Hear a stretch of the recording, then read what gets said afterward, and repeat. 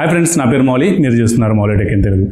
జనరల్గా ఎవరైనా మొబైల్స్ తీసుకోవాలి అని డిసైడ్ అయినప్పుడు ముందుగా వాళ్ళ బడ్జెట్ ఏంటనేది డిసైడ్ అవుతారు. సో వాళ్ళ ఒక బడ్జెట్ డిసైడ్ అయ్యాక ఆ బడ్జెట్లో మనకు ఉన్న బెస్ట్ మొబైల్స్ ఏంటనేవి సెట్ చేస్తుంటారు. సో ఈరోజు ఈ వీడియోలో నేను 25,000 బ్రాకెట్లో మనకి ఏ మొబైల్స్ అయితే బెస్ట్ ఉన్నాయి, ఏ మొబైల్స్ తీసుకోవాలి అనేవి నేను కేటగిరీ వైజ్గా డివైడ్ చేసి చెప్పడం జరుగుతుంది. సో కేటగిరీ వైజ్ అంటే ఏం లేదు, మీకు గేమింగ్ కావాలా, లేదంటే ఆల్రౌండర్ ఫోన్ కావాలా, లేదంటే కెమెరా పర్పస్లో కావాలా, సో ఇట్లా మీ కేటగిరీ ఏంటనేది చూస్ చేసుకొని నేను చెప్పే ఈ మొబైల్స్లో మీరు ఈజీగా పర్చేజ్ చేసుకోవచ్చు. సో కన్ఫ్యూజన్ లేకుండా చాలా తక్కువ మోడల్స్లో నేను మీ ముందుకు తీసుకురావడం జరిగింది. సో మొబైల్స్ తీసుకునే ముందు మీకైతే నేను ఒక సజెషన్ అయితే చెప్పబోతున్నాను. సో ఏదైతే మిడ్ రేంజ్లో మీరు మొబైల్స్ తీసుకోవాలనుకుంటున్నారో ఈ మిడ్ రేంజ్లో మీకు మీ పర్పస్ ఏంటనేది మెయిన్గా చూసుకోవాలి. అదే మనకి హయ్యర్ అంటే ఫ్లాగ్షిప్లో ఉన్న ఫోన్స్కి అయితే మనకి పర్పస్తో సంబంధం లేదు, ఎందుకంటే ఆల్రౌండర్ ఫోన్స్ ఉంటాయి కాబట్టి అందులో కెమెరా బాగుంటుంది, అలాగే పెర్ఫార్మెన్స్ బాగుంటుంది, అలాగే హయ్యర్ ఫీచర్స్ వస్తాయి కాబట్టి మనకి ఎటువంటి ఇబ్బంది ఉండదు. బట్ మిడ్ రేంజ్కి వచ్చేసరికి మనకి కొన్ని ఈ ప్రైస్ కట్ కోసం ఏం చేస్తారంటే వాళ్ళు కొన్ని స్కిప్ చేయడం జరుగుతుంది. లైక్ గేమింగ్ ఫోన్స్కి అయితే సపరేటెడ్గా కొన్ని మొబైల్స్ ఉంటాయి, లేదంటే కెమెరా సెంట్రిక్ ఫోన్స్ కావాలంటే సపరేట్గా ఇంకొన్ని మొబైల్స్ ఉంటాయి. సో అట్లా మీకు మీ పర్పస్ ఏంటి, మీకు దేనికోసం తీసుకోవాలనుకుంటున్నారు. చాలా మంది కూడాను ఎవరైతే ప్రజెంట్ నవ్ డేస్లో చూసుకున్నట్లయితే వీడియో పర్పస్లో చాలా వరకు కూడాను ఫోన్స్ చూస్ చేసుకోవడం జరుగుతుంది. సో ఈ వీడియో పర్పస్లో వాళ్ళు ఏం చేస్తారంటే యూట్యూబ్ వీడియోస్ కోసం కానీ, లేదంటే రీల్స్ చేసుకోవడం కోసం కానీ, సో ఇట్లాంటి వాళ్ళందరూ కూడాను ఒక కెమెరా సెంట్రిక్ ఫోన్ గురించి చూస్తుంటారు. సో అట్లాంటప్పుడు మీకు కెమెరా ఏది బాగుంటుందో ఆ ఫోన్స్ మాత్రమే తీసుకుంటే బాగుంటుంది.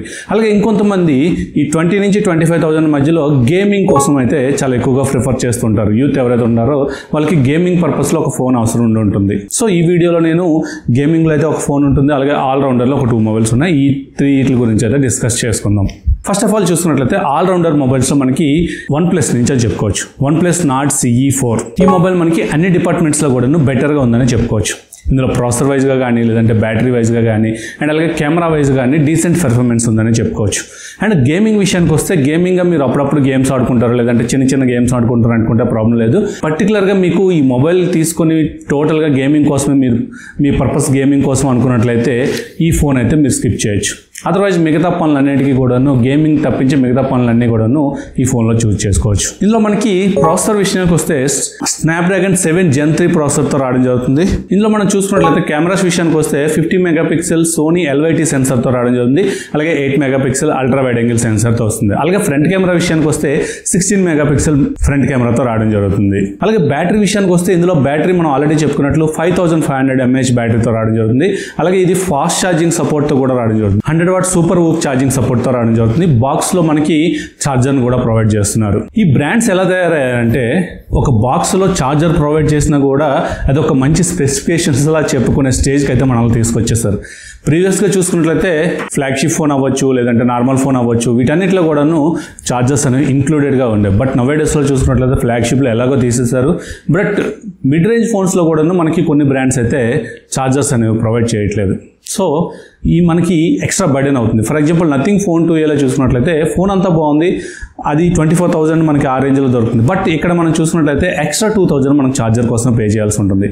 సో ఇదైతే నాట్ గుడ్ అని చెప్పుకోవచ్చు. సో ఒక బ్రాండ్ చూసి ఒక బ్రాండ్ ఇలా తయారవుతున్నాయని చెప్పుకోవచ్చు. సో OnePlus Nord CE4 ఒక ఆల్రౌండర్ ఫోన్ అని చెప్పుకోవచ్చు. కెమెరా పర్ఫార్మెన్స్ డీసెంట్గా ఉంటుంది, అలాగే ఇందులో మెయిన్గా OS ఎక్స్పీరియన్స్ కూడా మనకి చాలా బాగుంటుందని చెప్పుకోవచ్చు. అండ్ అలాగే ఇదే ఆల్రౌండర్ సెగ్మెంట్లో నెక్స్ట్ ఫోన్ విషయానికి వస్తే నథింగ్ బ్రాండ్ నుంచి. సో నథింగ్ బ్రాండ్లో ప్రీవియస్గా రిలీజ్ అయిన 2 ఫోన్స్ కూడాను చాలా బిల్డ్ క్వాలిటీ వైజ్గా కానీ, లేదంటే OS పరంగా కానీ, లేదంటే పెర్ఫార్మెన్స్ వైజ్గా కూడాను చాలా బాగుంటాయని చెప్పుకోవచ్చు. ఏదైతే మనకి మిడ్ రేంజ్ మనకి 25,000-20,000 మధ్యలో వీళ్ళు ఒక కొత్త ఫోన్ అయితే లాంచ్ చేయడం జరిగింది రీసెంట్గా, దాన్నే నథింగ్ ఫోన్ 2A.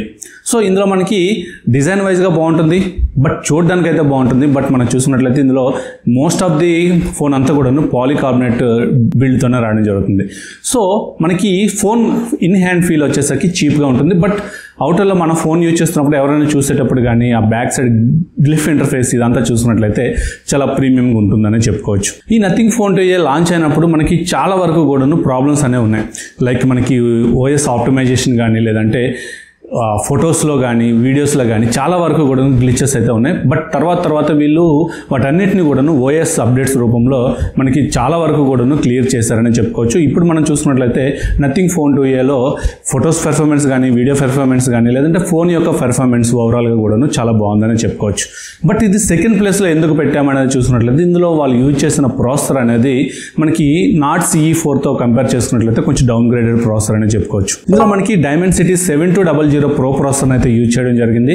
సో ఇందులో మనం హెవీ గేమ్స్ ఆడుకున్నా లేదంటే గేమ్స్ ఎక్కువగా వాడుతున్నాం అనుకున్నట్టే అయితే ఇది కొంచెం ల్యాగ్ అయ్యే అవకాశం ఉంటుంది. సో అందుకోసం చెప్పేసి ఎక్సెప్ట్ గేమ్స్ మనకి మిగతా డైలీ లైఫ్లో మనం చేసే వర్క్స్ అన్నిటికీ కూడా ఇది బాగుంటుందని చెప్పుకోవచ్చు.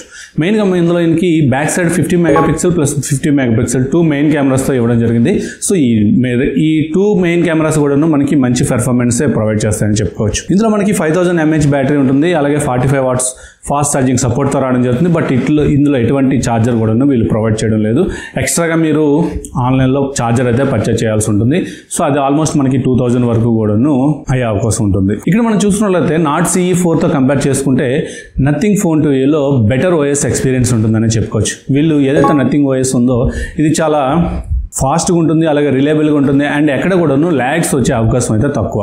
నథింగ్ 2ఏలో మనకి 3 years వరకు కూడాను OS అప్డేట్స్ ఇస్తే అదే మనకి నాట్ CE4లో మనకి ఓన్లీ 2 years వరకు మాత్రమే OS అప్డేట్స్ అనేవి రావడం జరుగుతుంది. నథింగ్ ఫోన్ 2ఏలో మనకి ఛార్జర్ అయితే ప్రొవైడ్ చేయరు. బట్ ఏదైతే నాట్ CE4 ఉందో ఇందులో బాక్స్లోనే 100 watt ఛార్జర్ అయితే ప్రొవైడ్ చేయడం జరుగుతుంది. సో అలాగే మనకి ఈ 2 ఆల్రౌండర్ ఫోన్స్ అలాగే ఈ కెమెరా సెంట్రిక్ ఫోన్స్ అయిపోయాయి కదా. ఇందులో నెక్స్ట్ మనం చూసుకున్నట్లయితే గేమింగ్.